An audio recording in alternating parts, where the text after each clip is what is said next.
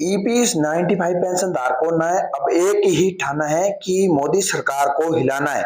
नमस्कार दोस्तों, प्रकाश खबर चैनल के एक और नए लेटेस्ट अपडेट में आप सभी का एक बार फिर से स्वागत है। दोस्तों, जैसा कि सभी आपको पता होगा कि यहाँ पर है वो सरकार ईपीएस 95 पेंशन धारकों के साथ लगातार अन्याय कर रही है। पहले तो ये बताकर अन्याय करती थी कि आपका यहाँ पर हो ये सरकार बनने के बाद में है वो पेंशन बन जाएगी। जब ये 2024 में सरकार बनी तो उसके बाद में ईपीएस 95 पेंशन धारकों के साथ में लगातार है वो आश्वासित ही किया जा रहा है। किसी भी नेता से यदि इस सरकार में मौजूद नेताओं से मिलते हैं तो वो केवल और केवल यहाँ पर है वो आश्वासित ही देते हैं। जैसा कि आप सभी देख सकते हो, सबसे पहले तो ईपीएस 95 पेंशन धारक व एनएससी के अध्यक्ष कमांडर अशोक राउत जी श्रीमती हेमा मालिनी जी से मिले। उन्होंने लगातार यहाँ पर वो आश्वासित किया कि आपकी यहाँ पर सरकार में बात चल रही है और बात है वो यहाँ पर वो पूरी की जाएगी। अब ईपीएस 95 पेंशन धारकों ने हेमा मालिनी जी से जब विश्वास उठा तो उन्होंने यहाँ पर वो श्रीमती वित्त मंत्री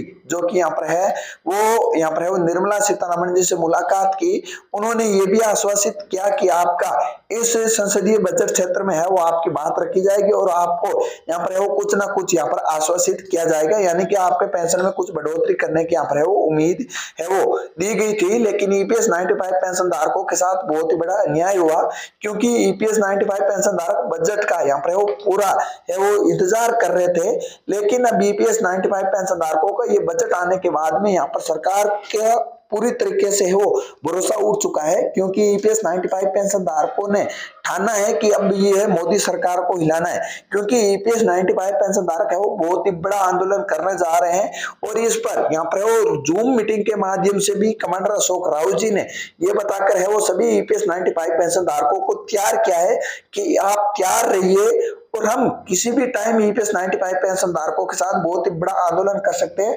आंदोलन किसी भी प्रकार का हो सकता है। कमांडर अशोक राउत जी ने यह भी बताया कि हमें ऐसा आंदोलन पहले नहीं बताएंगे कि किस प्रकार का आंदोलन होगा क्या नहीं होगा। आपको रणनीति आगे तैयार रखनी है, आपको किस प्रकार से क्या करना है वो आप है वो तैयार रहिए। और ईपीएस 95 पेंशन धारकों को ये जूम मीटिंग के माध्यम से बड़े यहाँ पर हो अधिकारी भी ईपीएस 95 पेंशन धारकों के साथ में है। उन्होंने कमांडर अशोक राउत जी को यह भी आश्वासित किया है कि आप आंदोलन की तैयारी कीजिए, हम आपके साथ में हैं और इस बार ईपीएस 95 पेंशन धारक है वो सरकार को हिलाकर ही दम लेगी। क्योंकि मोदी सरकार है वो लगातार यहाँ पर है वो पिछले है वो 7 से 8 साल से अधिक समय से हो चुका है, आश्वासन पे आश्वासन दिया जा रहा है और अब तो वित्त मंत्री निर्मला सीतारमण के द्वारा भी आश्वासित दिया जा रहा है और श्रम एवं रोजगार मंत्री यहाँ पर है वो जो मौन यहाँ पर उनकी तरह से कोई भी जवाब नहीं दिया जा रहा है। तो इसी को लेकर यहाँ पर ये 2 दिन ही पहले जूम मीटिंग के माध्यम से ईपीएस 95 पेंशन धारकों ने ये निर्णय लिया है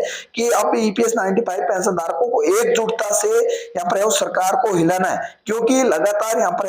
ईपीएस 95 पेंशन धारक मेहनत कर रहे हैं और मेहनत इसलिए कर रहे हैं कि उनकी मिनिमम पेंशन जो कि 100 रुपए से लेकर 900, 500, 800 रुपए इन पेंशन धारकों को मिल रही है। उन पेंशन धारकों में यहाँ पर जीवन गुजारा करना बहुत ही मुश्किल हो रहा है। ईपीएस 95 पेंशन धारकों की यह मांग है कि इस मिनिमम पेंशन को बढ़ाकर 7,000 रुपए per month pension plus DA और मेडिकल सुविधा पति पत्नी को यहाँ पर है वो दी जाए। क्योंकि कैसे ऐसे ईपीएस 95 पेंशन धारक हैं जिनको यहाँ पर है वो 7,500 रुपए उनकी यहाँ पर वो खर्चा यानी कि खाने पीने का सामान और मेडिकल सुविधा जो खर्चा आता है वो यहाँ पर सरकार उन्हें फ्री दिया जाए और प्लस इसे महंगाई भत्ते से जोड़कर यहाँ पर वो दिया जाए। ये ईपीएस 95 पेंशन धारकों की लगातार है वो 7 से 8 साल हो चुके हैं और इनको लेकर यहाँ पर वो बुल्डाना में भी यहाँ पर वो धरना प्रदर्शन चल रहा है। कमांडर अशोक राउत जी ने यह भी आश्वासित किया है कि वो जो बुल्डाना में जो धरना प्रदर्शन चल रहा है उसे बहुत ही बड़ा करने का यहाँ पर वो निर्णय लिया गया है और देश के किस कोने में ये बड़ा आंदोलन होगा